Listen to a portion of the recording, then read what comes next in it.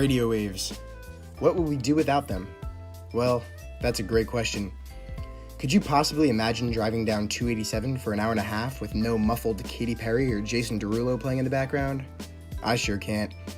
In today's video, we will be providing exceedingly complex and in-depth answers to almost unrelated questions, most likely creating new ones in the process.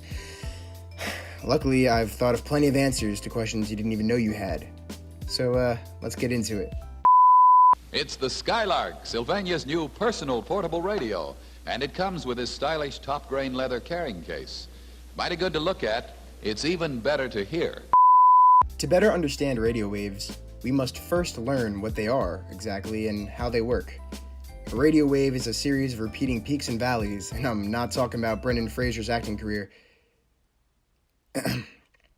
The entire pattern of a wave, before its next repetition, is referred to as a circle. Frequency is the amount of circles, or time a wave repeats in a second, and is measured in the unit hertz. Got it? Good. When radio came in, it gave people something to focus on, something to listen to. Radio waves themselves are generated by transmitters and then detected by a receiver. You may be asking what transmitters and receivers are. Well, Jerome, transmitters generate radio waves and receivers detect them. They are typically designed to operate over a limited range of frequencies. And that funny looking stick that extends off the top of your radio, that's called an antenna. An antenna allows a radio transmitter to send energy into space and a receiver to pick up energy from space, but not the space with stars, the space surrounding us.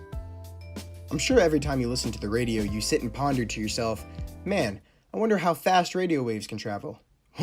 Guess what, Jerome? You're not alone.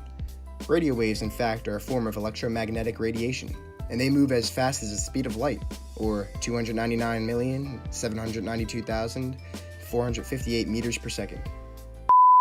Well, there are many people of prominence who have been thrilled to receive this.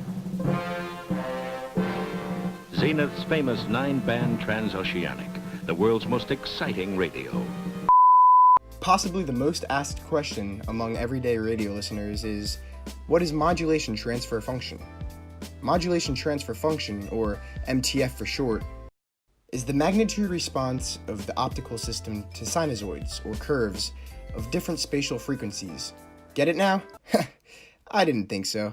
Allow me to elaborate. MTF is a unit of measurement used when optical designers attempt to compare the resolution performance of optical systems. Resolution is an imaging system's ability to distinguish object detail. To put it plainly, the modulation transfer function measures the variety of radio waves sent.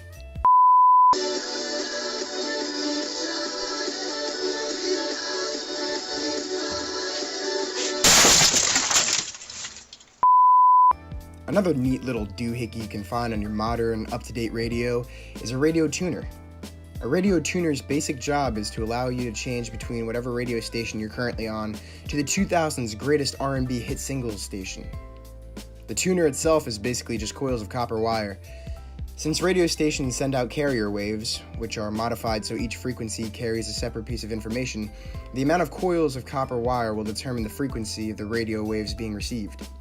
Said frequency will resonate through the antenna of the radio, only letting the person listening hear the specific frequency he or she chooses, blocking out all other frequencies from other stations. That way, you won't have to worry about Ed Sheeran's Perfect playing over beautiful girls.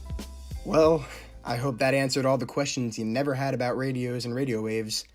Stay tuned for the next episode, where we talk about wavelengths and colors and how it relates to our atmosphere, which is 78%. Beautiful girl, that's why it'll never work. You have me suicidal, when you say